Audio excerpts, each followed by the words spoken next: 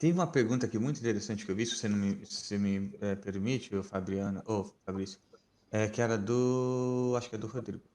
Ele fala do bug. Se alguém já pegou um caso inexplicável com Always On, tipo bug confirmado pela Microsoft, ou algo realmente não fizesse lógica nenhuma com base na explicação de vocês. Deixa eu dar meus 2 centavos aqui. Eu peguei um bug no SQL 2014 com certo spec específico, se não me engano era certo spec 2.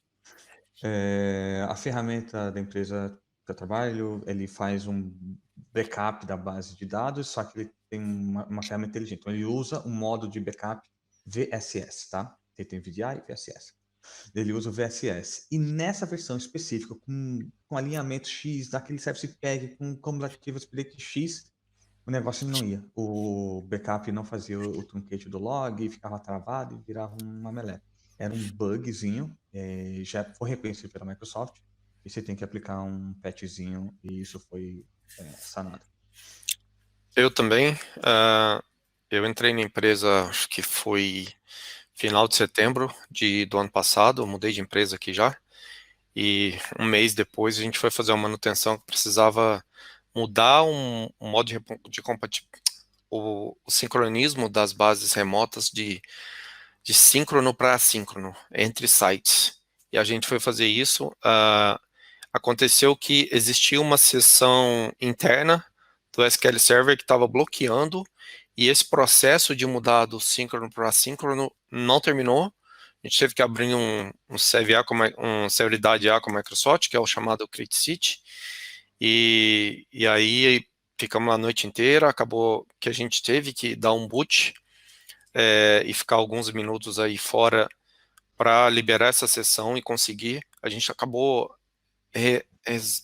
removendo a secundária e voltando depois, mas resumindo tudo isso, foi gerado um fix, porque uma sessão interna do SQL Server entrou em bloqueio, alguma coisa de schedulers, bloqueio de schedulers, e eles precisaram lançar um fix para o SQL Server 2016 Service Pack 2, se não me engano.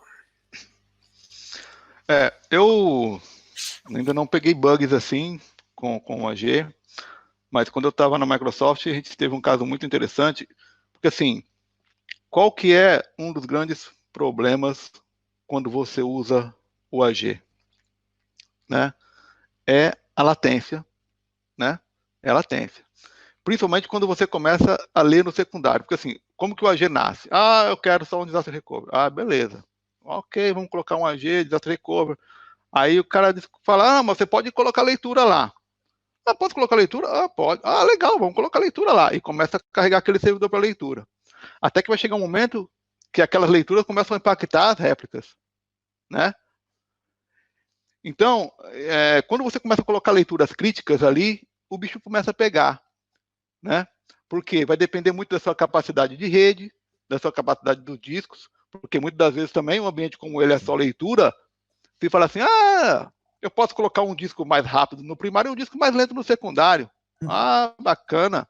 E aí começa a jogar leituras pesadas em cima, de relatórios, processamento noturno que geram export, import, e aí começa a ter delay, né? Para quem está lendo, começa a ter delay nas informações. Mesmo então, assíncrono. Mesmo assíncrono, né? Ou síncrono. Mesmo assíncrono. Então, nós pegamos uma época, um caso disso, né? Que a pessoa, na época, tinha montado uma aplicação, e essa aplicação ela tinha um único formulário, dados que lia no primário, quando ele gravava, e dados que lia no secundário.